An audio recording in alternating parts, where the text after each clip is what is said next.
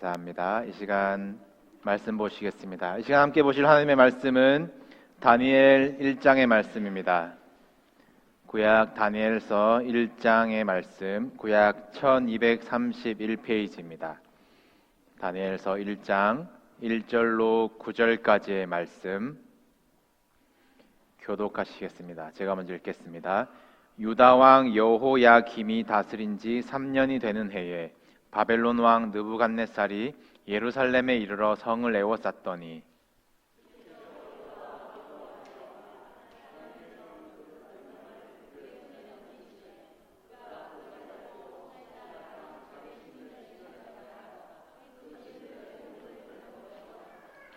왕이 환관장 아스부나스에게 말하여 이스라엘 자손 중에서 왕족과 귀족 몇 사람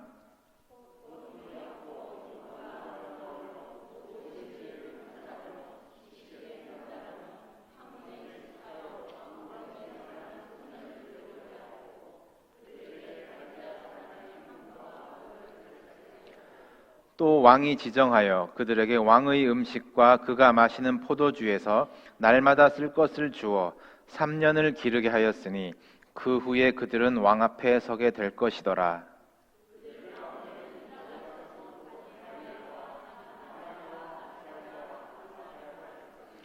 환관장이 그들의 이름을 고쳐 다니엘은 벨드사살이라 하고 하나냐는 사드락이라 하고 미사엘은 메삭이라 하고 아사랴는 아벳느고라 하였더라.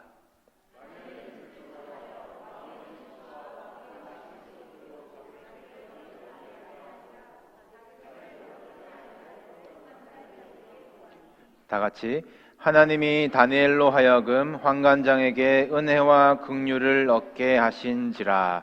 아멘. 우리 11월에는 다니엘서를 함께 보려고 합니다. 이 다니엘서는 이사야, 예레미야, 에스겔과 함께 대예언서로 분류가 되는데 다른 예언서보다는 조금 더 친숙하시리라 생각됩니다.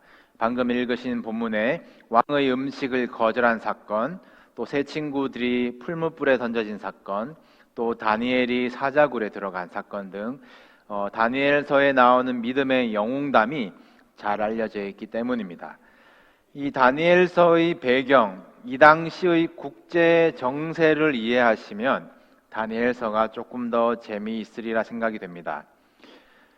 여러분, 성경에서 가장 위대한 왕을 뽑으라면 누가 떠오르십니까? 아마도 다윗이 득표 1위를 할 것 같고요. 솔로몬이 뒤를 이을 것 같습니다. 근데 열왕기의 저자가 뽑은 위대한 왕 1위는 의외로 우리 열왕기하 23장 25절을 화면으로 보실까요? 열왕기하 23장 25절 다 같이 시작. 요시야와 같이 마음을 다하며 뜻을 다하며 힘을 다하여 모세의 모든 율법을 따라 여호와께로 돌이킨 왕은 요시야 전에도 없었고 후에도 그와 같은 자가 없었더라. 이 성전을 수리하다가 하나님의 말씀을 발견하고 읽고 또 그것이 깨우쳐져서 옷을 찢어 슬퍼하며 율법대로 살기 위해서 우상들을 부수고 백성들을 여호와께로 돌이킨 요시야 왕이 전에도 후에도 없을 위대한 왕으로 뽑혔습니다. 이 요시야 왕 때 다니엘과 그 친구들이 왕족과 귀족으로 태어납니다. 이 소년들이 바벨론 한복판에서 믿음을 지키며 하나님께 영광을 돌릴 수 있었던 것은 그냥 갑자기 생긴 믿음이 아니었어요. 이들이 어떤 환경에서 태어나서 무엇을 보고 자랐느냐? 왕이 앞장서서 옷을 찢으며 말씀 앞에 엎드리고 온 백성, 부모들을 말씀에 순종하도록 그 마음밭을 갈아엎어버리니까 좋은 땅이 되고 거기서 그때 다니엘과 세 친구와 같은 열매를 얻는 것입니다.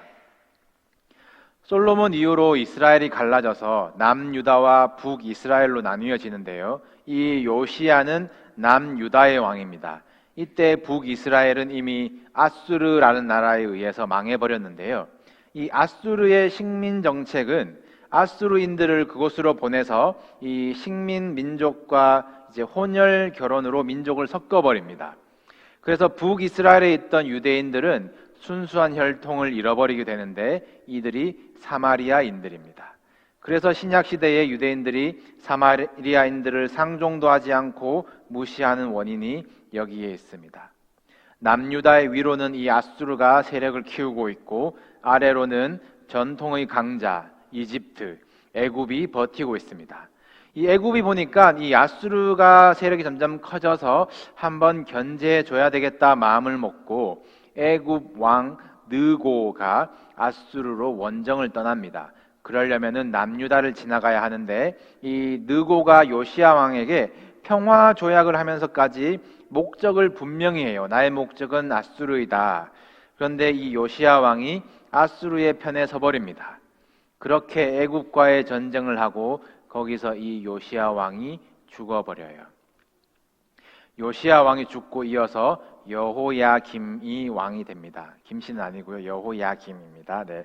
오늘 읽으신 다니엘서 1장 1절이 이 여호야김이 다스린 지 3년째다라고 말을 하고 있어요. 이 왕은 어떤 왕이냐? 성경의 평가를 한번 보시겠습니다. 예레미야 36장 23절입니다.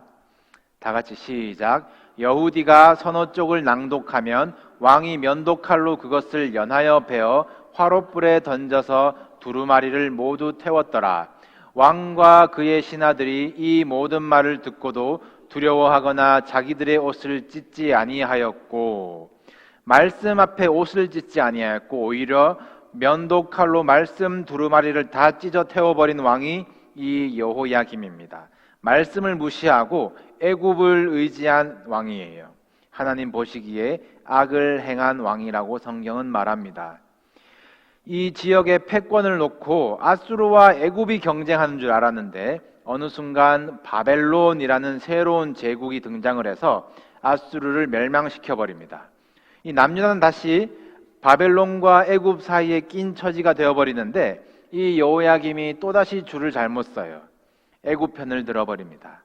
그래서 애굽은 바벨론에 패하고 이제는 바벨론이 예루살렘으로 쳐들어와서 오늘 본문에서 읽으신 대로 성전 기물을 빼앗아가고 왕족과 귀족 중에 똑똑한 소년들을 포로로 끌고 갑니다. 거기에 다니엘과 세 친구들이 포함되어 있어요. 바벨론의 식민 정책은 아수르와는 다르게 그 민족들을 데리고 와서 교육을 시킵니다. 그리고 그대로 정복하고 다스리기 위해서 식민지 엘리트들을 뽑아서 바벨론으로 데리고 가서 바벨론식 교육으로 세뇌를 시킨 후에 그들을 다시 보내서 식민지를 통치하는 방법을 썼어요. 그래서 바벨론이 점령한 수많은 나라에서 각국의 최고의 엘리트들이 뽑혀서 모여 있습니다. 그 기준을 오늘 본문에서 읽으셨지요. 왕족과 귀족, 흠이 없고 용모가 아름다우며 모든 지혜를 통찰하며 지식에 통달하며 학문에 익숙한 소년들이 모여 있습니다. 세계 각지에서 끌려왔고 바벨론이 3년 동안 작정하고 이 엘리트들을 키우는데 최고의 것들을 입히고 먹이고 제공하면서 경쟁을 붙입니다. 다니엘과 세 친구가 지금 이 경쟁 가운데 있는 거예요. 바벨론 제국의 세계관으로 세뇌가 시작됩니다. 그 교육의 첫 번째가 이름을 바꾸어 버리는 것이었어요. 다니엘은 벨드사살로, 하나냐는 사드락으로, 미사엘은 메삭으로, 아사랴는 아벤느고라는 바벨론식 이름을 붙여줍니다. 일제시대 때 일본, 우리나라 했던 일들과 마찬가지입니다. 왜 이름을 먼저 바꾸었나? 무엇을 먼저 가르치고 세뇌시키고 싶었나? 한번 보시겠습니다. 다니엘 친구들부터 먼저 보시면요. 히브리 이름 하나냐의 뜻은 여호와의 은혜로우심입니다. 이것을 바꾸어 버리는데 사드락, 왕의 명령이라는 것이에요. 너네가 여기 와 있는 것, 살아 있는 것, 너희 신의 은혜 때문이 아니라 왕의 명령 때문이야. 너희 목숨은 왕의 명령에 달려 있어. 그런 의미예요. 치욕적인 이름입니다. 갈수록 더 치욕스럽고 노골적인데요. 또 다른 친구 미사엘의 이름의 뜻은 누가 하나님이 될 수 있으리요? 라는 하나님을 찬양하는 이름입니다. 바벨론이 이름을 바꾸어 버리는데 메삭은 땅의 여신을 경배함이란 뜻이에요. 누가 하나님이 될 수 있냐고? 땅의 여신이든 누구든지 아무나 하나님이 될 수 있다라는 세뇌입니다. 마지막 친구 아사랴. 아사랴는 여호와께서 도와주심이란 뜻이에요. 이 이름을 아벳느고라고 바꾸고 조롱합니다. 이 이름의 뜻은 느고의 종이라는 뜻이에요. 느고는 아까 말씀드린 애굽 왕입니다. 바벨론이 아수르를 멸망시키고 남유다를 향해 올 때에 바벨론 편에 들지 못하고 괜히 애굽 왕에게 도움을 구했다가 남유다와 애굽 둘 다 바벨론에게 점령당하지요. 아사랴 이름의 뜻이 여호와께서 도와주심인데 그것을 비꼬는 이름입니다. 여호와께서 도와주심? 너희 신에게 도움 안 구하고 애굽 왕에게 도움 구했잖아. 너는 애굽 왕 느고의 종이다. 아벳느고. 바벨론이 붙인 이름입니다. 하나님의 백성의 정체성을 가진 이름들을 모두 바벨론식, 바벨론 문화로 바꾸어 버려요. 원래 이름의 뜻들, 하나님을 찬양하는 이름의 뜻들이 바벨론식 이름으로 파괴되어 버립니다. 바벨론은 다니엘과 세 친구의 이름을 바꾸는 일을 가장 먼저 하면서 이들의 정체성을 지워버리고 바꾸어 버리려고 하는 거예요. 그러면 다니엘의 이름의 뜻은 무엇이고 어떻게 바뀌었을까요? 성경에서 엘이 들어가면 하나님을 뜻하는 것입니다. 임마누엘, 사무엘, 벳엘 모두 하나님을 뜻하는데요. 다니엘의 이름의 뜻은 한번 따라해 보시겠습니까? 하나님이 나의 심판주이시다. 하나님이 나의 심판주이시다. 이것이 다니엘의 뜻입니다. 바벨론이 이 이름을 바꾸어 버리는데 벨드사살이라는 이름을 붙여줍니다. 벨드사살의 뜻이 뭐냐면 벨은 바벨론의 신인데요. 벨이여 그의 생명을 지켜 주옵소서라는 뜻이에요. 하나님이 나의 심판주이시다. 나의 생명도 나의 인생도 하나님이 심판하실 것이다. 이런 다니엘의 믿음을 바벨론이 흔들어요. 너의 생명 벨에게 달려있어. 바벨론에게 잘 보여야 해. 이름을 바꾸면서 신앙도 가치관도 바꾸려는 의도입니다. 이것이 세상 속에서 우리 자녀들이 겪는 상황 아닙니까?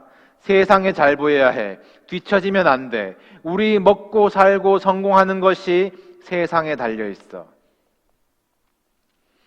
다니엘은 위대한 선지자이면서 동시에 뛰어난 행정가이자 정치가입니다. 다니엘은 7명의 왕들이 지나가는 70년 동안 바벨론에서 또 나라가 페르시아로 바뀌어도 최고의 지위에서 최고의 지혜로 왕들을 돕는 최고 정치가이자 선지자입니다. 우리나라만 보더라도 대통령이 바뀌면 물갈이가 싹 되지요. 정치인들은 줄 서기가 바쁩니다. 나의 정치 생명 저 사람에게 달렸어. 앞으로 잘 되려면 저 사람에게 붙어야 되겠다. 친박이니 친문이니 그게 처세술이라고 능력이라고 믿는 사람들이 있습니다. 다니엘은 어떻게 왕이 7번 바뀌어도 신실하게 그 자리에서 쓰임을 받았을까요? 벨이 생명을 지켜주는 벨드사살로 잘 살았기 때문일까요? 다니엘이 벨드사살로 살았는지 하나님이 나의 심판주이시다 이름대로 살았는지 확인해 보겠습니다. 다니엘서는 1장부터 6장까지가 사건의 이야기이고 7장부터는 다니엘의 예언서예요. 우리 화면을 보실까요? 7장부터 7장 15절입니다. 나 다니엘이 중심에 근심하며 28절입니다. 나 다니엘은 중심에 번민하였으며 8장과 9장과 10장과 12장 곳곳에서 다니엘은 자신을 가리켜 나 다니엘은 계속 강조하고 있어요. 나는 벨드사살이 아니다. 나 다니엘은 벨드사살이라 불리기를 거부했어요. 내 생명 바벨론에 달린 것이 아니라 하나님이 지켜주신다. 하나님이 심판주이시다. 이것이 다니엘의 믿음이었습니다. 벨에게 생명이 달려있다. 벨드사살을 가르치려고 해도 다니엘에게는 하나님이 나의 심판주이시다. 어떤 왕들도 나를 심판할 수 없다. 내가 두려워할 분은 오직 심판주 하나님이시다. 그 믿음이 있었기 때문에 왕이 7번 바뀌어도 신실하게 그 자리에서 쓰임을 받습니다. 우리도 바벨론과 같은 세상에서 살고 있습니다. 세상은 우리들의 호칭을 바꾸려고 해요. 여러분들은 어떻게 불려지고 계십니까? 어떻게 불려지기를 바라고 계십니까? 특히 우리 이민자들에게는 혈혈단신, 내가 홀몸으로 맨손으로 이곳에 와서 여기까지 왔어. 자수성가, 내가 이 사업, 이 가문을 일으켜 세웠어. 이 그럴싸한 이름을, 세상이 붙여준 이름을 거부하시기를 바랍니다. 혈혈단신이 아니라 임마누엘이에요. 하나님이 늘 함께 하셨고, 자수성가가 아니라 에베네셀입니다. 하나님이 여기까지 도우셨다. 하나님이 심판주이세요. 기독교인이라고 불려지는 것이 부끄러워지는 시대, 이 세상의 문화가 되고 있지만 성도, 거룩한 백성으로 불리는 것을 사모하시기를 축복합니다. 세상이 내 목줄 쥐고 있는 줄, 벨드사살이 맞는 줄 착각하지 마시고, 나 다니엘, 하나님이 살라면 살고 죽으라면 죽는다. 하나님은 내가 제대로 믿는지 대충 믿는지 보고 계신다. 하나님이 나의 심판주이시다. 다니엘의 믿음이 저와 여러분 가운데 일어나기를 축복합니다. 각국의 엘리트들을 모아놓고 바벨론이 최고의 교육과 환경과 음식들을 주면서 3년 동안 키웁니다. 이 환관장이라는 직책, 아주 높은 직책인데 이 사람이 목숨을 걸고 이들을 키워요. 왕의 음식을 먹입니다. 바벨론에서 가장 고급 음식, 맛있는 음식, 좋은 재료의 음식이에요. 근데 이 당시의 바벨론 문화는 우상에게 제사를 먼저 지내고 그 음식으로 제사를 지내고 나서 그 음식을 왕이 먹습니다. 왕의 음식은 우상에게 바쳐진 음식이에요. 다니엘은 그것을 알았습니다. 우상에게 바친 음식은 하나님이 기뻐하시는 것이 아니라는 것을 알았어요. 요시야 왕에게서 율법을 배우며 자란 소년입니다. 오늘 본문을 보시면 다니엘의 반응이 왕의 음식이 자신을 더럽힌대요. 그 고급 음식이 최고의 요리사가 최고의 재료로 만든 맛있는 음식이 자신을 더럽힌다라고 정의를 하고 있습니다. 다니엘에게는 하나님의 뜻이 아닌 것은 자신을 더럽힌다는 분명한 기준이 있었어요. 그래서 다니엘은 뜻을 정합니다. 자신의 뜻을 하나님의 뜻에 딱 맞추는 거예요. 왕의 음식을 먹는 것이 왕의 명령이고 왕의 명령을 어기면 죽는다고 하더라도 나는 하나님의 뜻을 어기는 것으로 나를 더럽히지 않겠습니다. 벨드사살은 죽을지라도 다니엘은 죽지 않는 거예요.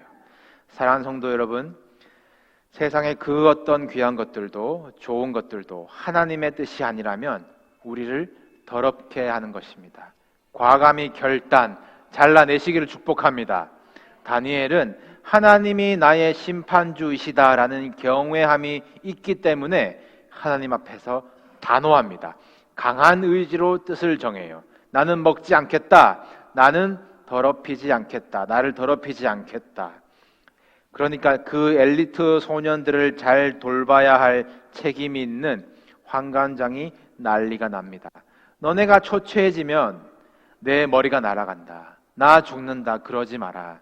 이 환관장의 생명은 바벨론에 달려 있어요. 벨드사살이 이 사람입니다. 그러자 다니엘이 말합니다. 우리 12절을 화면으로 보실까요? 다니엘 1장 12절. 다니엘서 1장 12절 제가 읽어드리겠습니다. 청하오니 당신의 종들을 열흘 동안 시험하여 채식을 주어 먹게 하고 물을 주어 마시게 한 후에, 이 말씀은 채식주의에 아무런 관련이 없습니다. 여기서 다니엘의 중요한 말은 청하오니입니다. 원어로 보아도 아주 공손하게 부탁하는 표현이에요. 다니엘은 지금 강력한 의지와 결단으로 경쟁에서 밀린다고 하더라도, 자신의 목숨이 위태로워진다고 하더라도 누구도 꺾을 수 없는 뜻을 정했습니다. 그런데 자신이 정한 뜻 때문에 목숨이 위태로워질지도 모르는 이 환관장에게는 다니엘이 정말로 젠틀하게 배려심 있게 설득하는 거예요. 다니엘은 하나님이 나의 심판주라는 경외함을 가진 선지자였습니다. 그와 동시에 최고의 행정가이면서 정치가였어요. 하나님 앞에서 충성된 사람이며 신앙에 있어서는 단호한 사람이었지만 또 한편 세상 사람들 사이에서도 신실하고 친절한 사람이었습니다. 우리는 우리의 뜻을 정하고 실천하는데 어떤 모습인가요? 세상 속에서 어떤 신앙인입니까? 하나님의 뜻을 지키기 위해서 나는 세상 친구들과 단절하겠어. 교회에서는 좋은 성도이지만 세상에서는, 가정에서는 어떠신가요? 우리가 세상 속에서 그리스도인으로 살아간다는 것은 세상을 거부하면서 동시에 세상을 그리스도의 사랑으로 품어야 합니다. 불이 난 집에서 사람들 보고는 다 뛰어나오세요, 나오세요 외치면서도 정작 자신은 불난 집 안으로 사람을 구하러 들어가야 하는 것이 그리스도인의 삶이에요.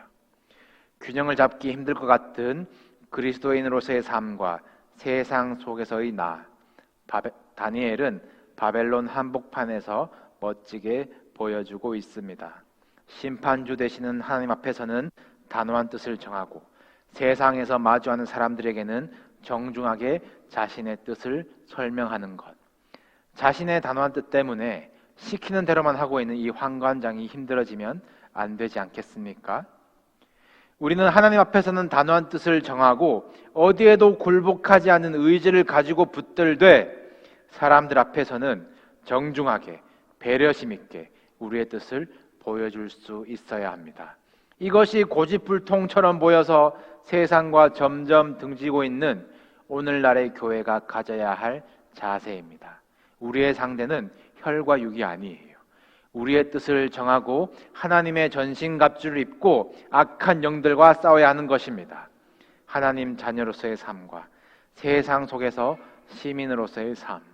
어쩌면 이중적인 삶같이 느껴지지만 양쪽의 삶에서 모두 승리한 여러분이 되기를 축복합니다. 이후의 스토리는 잘 아실 거예요. 그 좋다는 왕의 음식을 거부하고 채소만 먹은 다니엘과 세 친구의 모습이 왕의 음식을 먹은 자들의 모습보다 더 아름다웠습니다. 하나님은 또 다니엘과 세 친구들에게 지혜도 주셨어요. 세상의 모든 비밀을 깨달았다고 합니다. 소년들이 모인 데서 가장 뛰어났을 뿐만 아니라 지금으로 따지면 이들을 가르치는 박사와 교수들보다 10배가 뛰어났대요. 그런데 뛰어나면 뭘 할까요? 그래도 포로인데 음식을 거부하는 일도 1등하는 일도 풀무불에서 걸어 나오는 일도 사자굴에서 살아남는 일도 극복해봤자 여전히 바벨론입니다. 모든 것이 바벨론 왕 손바닥 안에 있는 것처럼 느껴집니다. 여전히 나의 생명을 바벨론이 쥐고 있는 것처럼 보여요. 벨드사살이 맞는 것처럼 보입니다. 하나님의 말씀은 면도칼로 잘라져 불타버렸고 성전의 그릇들은 바벨론의 전리품으로 빼앗겼으며 소년들은 환관장에게 바벨론 교육을 받고 있습니다. 누가 주권자입니까? 누가 이 시대를 다스리고 있습니까? 우리 오늘 본문 2절 앞부분을 다시 한번 읽어보실까요? 다 같이 시작. 주께서 유다왕 여호야김과 하나님의 전 그릇 얼마를 그의 손에 넘기심에. 누가 넘기셨습니까? 주께서. 어떻게 하나님의 성전의 예배드리는 그 그릇들이 바벨론 신들의 보물창고에 기념품들 중에 하나로 취급될 수 있습니까? 주께서 허락하신 일이에요. 우리 9절을 다시 한번 읽습니다. 9절 다 같이 시작. 하나님이 다니엘로 하여금 환관장에게 은혜와 국류를 얻게 하신지라. 환관장이 요구하는 바벨론식 가치관, 하나님이 다 보고 계십니다. 나를 사드락, 메삭, 아벳느고로 살게 만들고 벨드사살이 맞지 않냐 시험하는 세상도 하나님의 은혜와 긍휼 아래에 있다는 거예요. 여러분들이 당한 고난과 환난과 시험, 하나님이 보고 계세요. 심판하고 계십니다. 감당할 만한 시험만 주시고 능히 이기게 하시는 거예요. 두루마리는 무시당하고 찢겨져 불타버렸습니다. 이제 말씀의 씨앗은 어떻게 뿌려져야 하나요? 이렇게 끊겨버립니까? 우리 예레미야 36장의 말씀을 함께 읽으시겠습니다. 다 같이 시작. 왕이 두루마리와 바룩이 예레미야의 입을 통해 기록한 말씀을 불사른 후에 여호와의 말씀이 예레미야에게 임하니라. 이르시되 너는 다시 두루마리를 가지고 유다 여호야김 왕의 불사른 첫 두루마리의 모든 말을 기록하고. 하나님은 예레미야를 부르셔서 다시 말씀을 기록하게 하시는 거예요. 다시 눈물로 씨를 뿌릴 준비를 하나님께서는 하고 계시는 것입니다. 바벨론과 같은 세상에서 우리는 어떻게 살아가야 합니까? 오늘날 세상이 요구하는 경제적인 가치관들, 다원주의 종교들, 무신론의 과학들을 벗어나 살아갈 수 없을 듯이 보입니다. 누가 주권자입니까? 하나님이 여러분 인생의 주권자이십니다.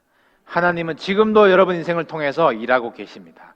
주께서 허락하신 바벨론의 시련입니다. 그 가운데도 하나님의 은혜와 긍휼이 흐르고 있어요. 다시 말씀을 준비하시고 뿌리시기 위해 우리의 마음을 기경하고 계신 것입니다. 하나냐, 하나님은 자비로우십니다. 미사엘, 하나님만이 참 하나님이십니다. 아사랴, 하나님이 도움이십니다. 바벨론에 흔들리지 아니하고 내 영을 더럽히지 아니하고 심판주이시고 주권자이신 하나님만 바라볼 수 있는 저와 여러분 되기를 주님의 이름으로 축원합니다.